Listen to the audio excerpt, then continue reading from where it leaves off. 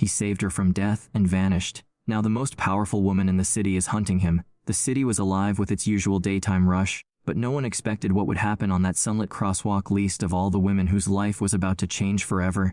It happened in seconds. A screech of tires, a runaway delivery truck barreling through the intersection, and a woman in the pale ivory suit frozen on the pedestrian strip.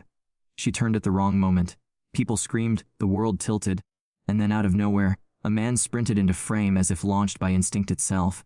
He grabbed her by the waist, pulled her clear of the truck's path, and they tumbled hard onto the pavement.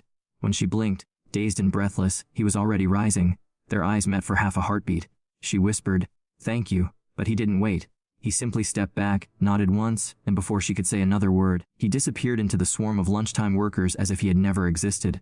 If you believe in kindness, in unexpected heroes, and in second chances, please like, comment, share, and subscribe to Touch of Keenness to support more stories like this.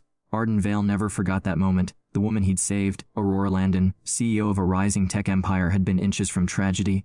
Yet to him, it hadn't felt heroic, it felt necessary, almost instinctive. A reflex born from a life spent protecting someone far more precious, his 8-year-old daughter Tessa. Arden was a man used to staying invisible, keeping his head down and fading from anything that looked like attention. He wasn't built for the spotlight, he was built for survival. After losing his wife to an unexpected illness 5 years earlier, Arden's world had narrowed to a single priority, making sure Tessa grew up safe, loved, and with the kind of stability he never had. And so, right after saving a stranger's life, he'd done what he knew best: vanish before anyone could turn their focus toward him. But Aurora Landon was not the kind of person who let life-changing encounters slip quietly into memory. She felt the tremor of what nearly happened, the cold brush of death too close for comfort. She had built land and innovations from the ground up, carving her name in steel and ambition. But none of her power had been worth anything against a truck she never saw coming, and none of her employees, bodyguards, or assistants had been nearby. It was a stranger, no security clearance, no title, who saved her life. A man with calm eyes and worn work boots. A man who didn't even wait for a thank you. For days afterward, Aurora replayed the moment in her mind. She had a strange ache in her chest, not just from the fall, but from the haunting feeling that she owed her survival to someone who intentionally did not want to be found. But Aurora had built her empire on determination, and life had taught her to pay her debts. Meanwhile, Arden tried to forget the event, not because it frightened him, but because the idea of being noticed terrified him. He worked as a mechanic at a small garage on the east side, juggling long shifts with school pickups, homework, and bedtime stories. Money was tight, but he never complained. Tessa's smile each morning was payment enough. What weighed heavily on him, though, was the eviction notice taped their apartment door that morning. He had 28 days to come up with the overdue rent or find a new home. He didn't have the savings, and the garage had been cutting hours. He'd already sold his old motorcycle, taken extra jobs, fixing neighbors' lawnmowers, and cut back every expense except essentials. He refused to let Tessa know how worried he was. She'd been through enough in her short life. One afternoon, after a long shift under the blistering sun, Arden walked to Tessa's school to pick her up. She ran to him with her usual brightness, her backpack bouncing and her hair ribbons trailing. "Daddy, guess what? I got a gold star in science today." He lifted her, spun her once, and kissed the top of her head. "I'm proud of you, Bug." These were the moments he lived for. But as they walked home through the crowded streets, Arden noticed posters taped to traffic poles.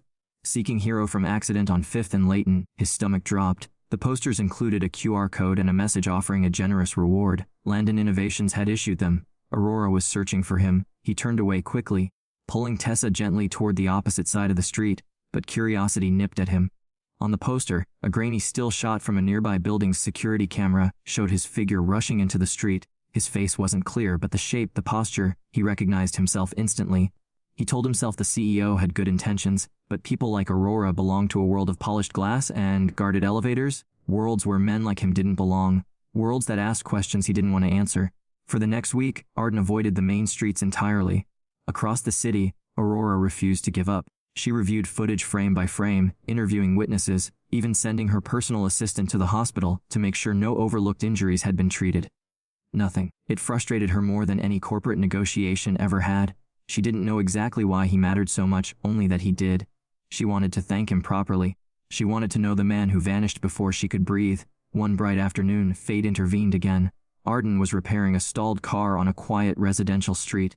The sun cast soft light over the hood, and Tessa sat on the curb drawing on discarded cardboard with a marker. Arden had his head deep in the engine when a pair of elegant heels stopped near his feet. He looked up at the same hazel eyes that had widened beneath him in the crosswalk just days before. Aurora Landon stood there, breath catching in her throat. "It's you," she whispered. Arden froze, tools in hand. He had no exit this time. "Mom, I was just doing what anyone would know," she interrupted softly but firmly, kneeling slightly so he didn't have to stand awkwardly. "Not anyone. Dozens of people were there that day, only you moved." Her gaze flicked to Tessa, who smiled shilly and waved. Something softened further in Aurora's expression. "You saved my life. And then you ran before I could say thank you." Arden looked away embarrassed. "I didn't want attention. I'm not here to give you attention," she said in a tone so gentle it startled him. "Just gratitude and maybe a chance to understand the man who changed my life." Tessa tugged his sleeve and whispered, "Daddy, she seems nice." Aurora laughed softly. "I promise I'm not here to cause trouble." With a nervous sigh, Arden accepted her offer to buy them a late lunch. They ate at a small outdoor cafe, nothing fancy. Aurora insisted it was perfect. Her driver parked down the street, watching discreetly, though she waved him off when he tried to stand too close. Arden was surprised at how natural the conversation became about Tessa's love for astronomy, Arden's knack for fixing anything with wires, and Aurora's childhood fascination with taking apart computers. She told them the runaway truck's driver had suffered a medical emergency behind the wheel, and both he and the pedestrian he'd clipped had recovered fully. By the time lunch ended, Arden found himself saying something he rarely admitted aloud. "I'm just trying to keep life steady for her. It's been rough, but we're holding on." Aurora noticed the strain in his voice and didn't push. She only made a quiet promise inside her heart. He had saved her life. Now, without ever saying it aloud, she would try to help save his. The next afternoon, Arden returned to the garage only to find someone important waiting inside. Aurora stood near the service counter speaking with his boss, who looked both startled and intimidated. Arden's stomach twisted, but Aurora simply turned, her expression warm. "I hope you don't mind," she said. "I wanted to ask your manager if you might be available for a special contract." Arden blinked in confusion. "A contract for London Innovation?" She explained. "We need a lead technician for our new in-house maintenance division. Flexible hours, full benefits, and a salary that matches your skill, not your current circumstances." Arden's boss coughed and muttered something about an incredible opportunity before hurrying away. Arden stared at Aurora, overwhelmed. "I don't know what to say. This is too much." "It isn't," she said firmly. "You saved my life, but this isn't repayment. This is recognizing someone who deserves more than life has given him." For the first time in years, Arden felt hope crack open inside his chest. He accepted the offer with a quiet thank you while Tessa hugged Aurora's legs the moment she heard the news. The next few months blossomed into a whirlwind of change. Arden thrived in his new position, gaining confidence and stability. Tessa adjusted to a safer, brighter home after he cleared his overdue balance and moved them into a better apartment. Aurora became a steady presence, never intrusive, always purposeful. She attended Tessa's school science fair. She shared business advice with Arden. She even joined them for weekend walks in the park where sunlight filtered through the trees and laughter echoed like something long missing. Yet something else grew too, something quiet, unspoken, delicate. Aurora found herself drawn to Arden's calm strength, the way he listened with a pretense, how he always knelt to Tessa's level instead of talking over her. And Arden found warmth in Aurora's gentle resilience, her thoughtful questions, her surprising sense of humor. But both were has. Sometimes the greatest rescues don't end on the crosswalk, they begin there.